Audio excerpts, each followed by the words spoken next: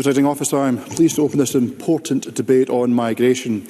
This Parliament has debated migration previously, and while there have been disagreements, we have also been able to come together to recognise the benefits of migration to our economy, to our public services and to our communities. Historically, of course, Scotland was a nation of emigration, with people leaving to build a future elsewhere. Since 2001, however, Scotland has been a nation of net in-migration. We should celebrate the fact that Scotland is now a country which attracts people who want to come here to build their future and to make a positive contribution to this nation by working in our public services, helping to build our economy and becoming valued members of our communities.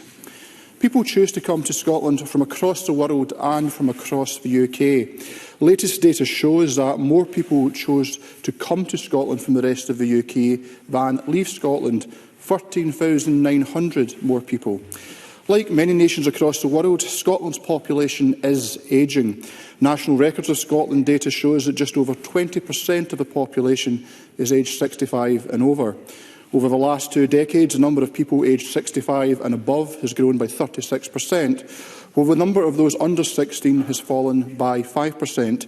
Indeed, the number of people aged 65 and over is projected to grow by nearly a third by mid-2045. The number of children is projected to fall by nearly a fifth. Our population is growing, but it is growing solely as a result of migration.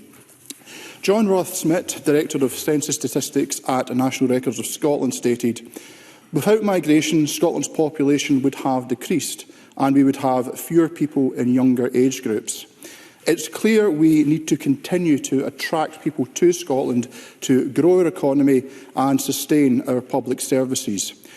Presiding Officer, this Government will, therefore, help employers to navigate the UK immigration system, enabling them to bring in the skilled workers that they need to grow our economy, argue for change to ensure that the immigration system is fit for purpose, and make the case for tailored migration routes reflecting the needs of Scotland's economy, public services and communities. Our first priority is to ensure that employers and individuals are able to recruit the skilled international workers that they need to grow their businesses. In November, the Minister for Equalities visited a technology business, IG, in Stirling, to launch the expanded Scotland's Migration Service. This service is being provided by the Scottish Government through a partnership with Citizens Advice Scotland and Serifis, an immigration law firm, who are providing free advice to help Scottish employers and inward investors navigate the UK immigration system.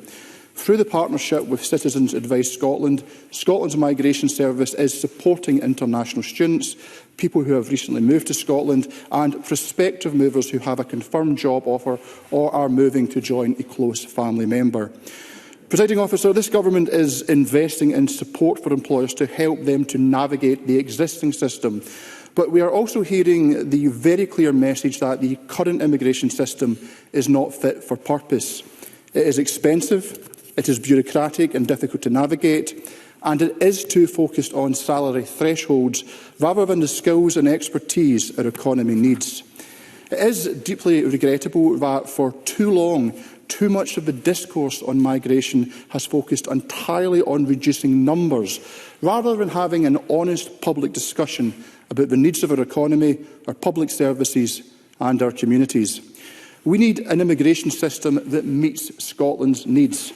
Our second priority, therefore, is to engage with employers, stakeholders, local authorities and partners to identify the changes that are needed to the UK immigration system and to make the case for those changes to the UK Government. In March, the previous UK Government changed the immigration system to prevent overseas care workers from bringing dependents to the UK. Home Office data shows that over the 6 months since that change, April to November, there has been an 84% fall from last year in the number of health and care visas issued. Last year, the then UK Government also introduced changes to the study route, meaning that most international students are unable to bring dependents with them to the UK. These changes, together with the significant increase in the salary threshold for the skilled worker visa, make it much harder for our universities to attract international students and for the Scottish economy to retain skilled international students. Now, we cannot view migration in isolation, focusing on whether numbers go up or down.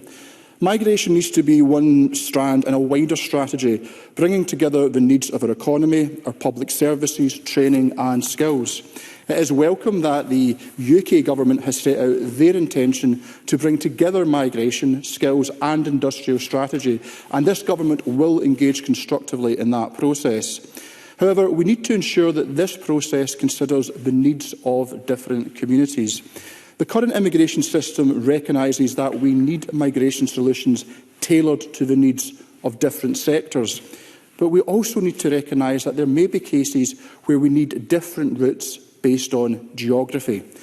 Presiding Officer, let us be clear that establishing different migration routes based on the needs of geography is not a novel concept. The current UK immigration system is already comprised of a series of different or tailored visa routes. The establishment of the Scottish Parliament was designed to allow distinct solutions to be developed to respond to distinct challenges. One of the first distinct solutions that the then Scottish Government and Scottish Parliament developed was a tailored migration route for Scotland. The Fresh Talent Working in Scotland scheme was launched in June 2005 as part of the wider Fresh Talent initiative, which aimed to encourage people to settle in Scotland. It was a tailored visa route for international students attending Scottish universities, enabling them to stay in Scotland for up to 2 years after completion of their studies.